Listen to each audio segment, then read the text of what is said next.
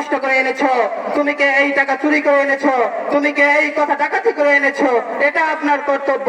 আর যদি আপনি এই কথা তাদেরকে জিজ্ঞাসা না করেন, তবে শুনে রাখেন, আপনার ছেলে যখন এই মানুষের হক নষ্ট করে টাকা নিয়েছে, আপনার ছেলে যখন এই মানুষের হক চুরি করে এনেছে, ডাকাতি করে এনেছে, কাল কিয়ামতের ময়দানে আপনি জবাবদিহিতা না করে আপনি আল্লাহর কাছে ছাড় পাবেন না।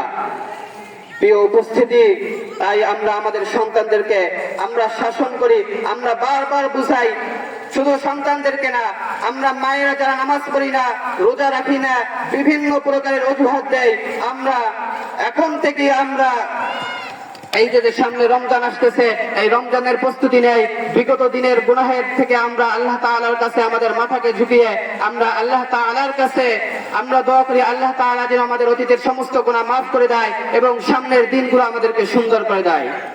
প্রিয় উপস্থিতি, আমি একটি আয়াত তেলাওয়াত করেছিলাম। আয়াতটি হচ্ছে আফামান কানা মুমিনান কামান কানা ফাসিকা। আল্লাহ তাআলা বলেন, আচ্ছা তোমরা বলো, একজন মুমিন আর একজন ফাসিক কি কখনো এক হতে পারে? আল্লাহ তাআলা আমাদেরকে বলতেছেন, আচ্ছা বলো, একজন মুমিন আর একজন ফাসিক কখনো কি এক হতে পারে? আমরা মুমিন কিভাবে বুঝবো? একজন মুমিন যে আল্লাহ তাআলার বিধানকে পরিপূর্ণভাবে মানে, পরিপূর্ণভাবে 5 ওয়াক্ত নামাজ পড়ে, সে পরিপূর্ণভাবে রোজা রাখে, মানুষের হক নষ্ট করে না, এক কথায় আল্লাহ তাআলার যত আদেশ সমূহ বাক্য আছে তিনি সবগুলো মানে, আর যত নিষেধ সমূহ বাক্য আছে তিনি সবগুলোকে তিনি বর্জন করে, তিনি হলেন প্রকৃতপক্ষে মুমিন। আর একজন ফাসিক কাকে বলে? যে আল্লাহ তাআলার বিধান মানে না, যে নামাজ পড়ে না, যে রোজা রাখে না, এরকম ভাবে যে ব্যক্তিগুলো আছে তাদেরকে বলা হয় ফাসিক। তো এই দুই শ্রেণীর লোককে উদ্দেশ্য করে আল্লাহ তাআলা বলেছেন, আফামান কানা মুমিনান কামান কানা ফাসিকা লা ইয়াস্তাউন। আচ্ছা তোমরা বলো, একজন মুমিন আর একজন ফাসিক কি কখনো এক হতে পারে?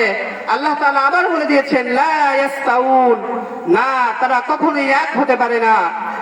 একজন মুমিন আর একজন ফাসিক কখনোই এক হতে পারে না।